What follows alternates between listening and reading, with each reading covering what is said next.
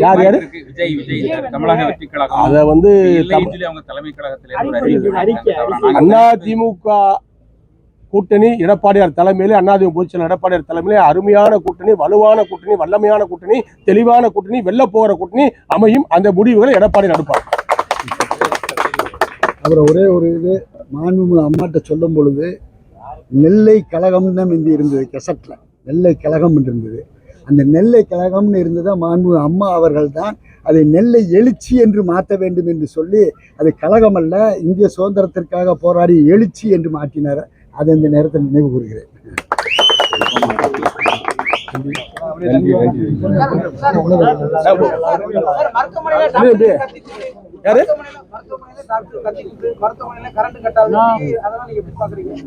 அதாவது இது வந்து ஒரு புனித இடம்.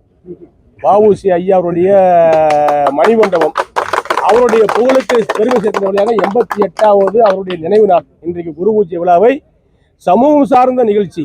எல்லா சமூக மக்களும் இங்கே இருக்கிறார்கள்.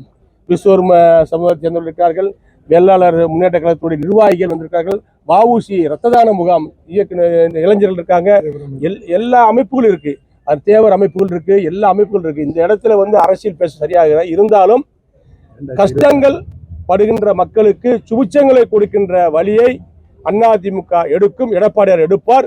ஐயா வ.உ.சி. பட்ட கஷ்டங்களை எல்லாம் நாங்கள் பாடமாக படித்திருக்கின்றோம், மனதிலே தேக்கியிருக்கின்றோம். அது அவருடைய கொள்கைகளை, அவர் பட்ட கஷ்டங்களை இனிமேல் மக்கள் படாத அளவுக்கு தேவையான உதவிகளை அதிமுக ஆட்சியில் எடப்பாடி நிறைவேற்றார்.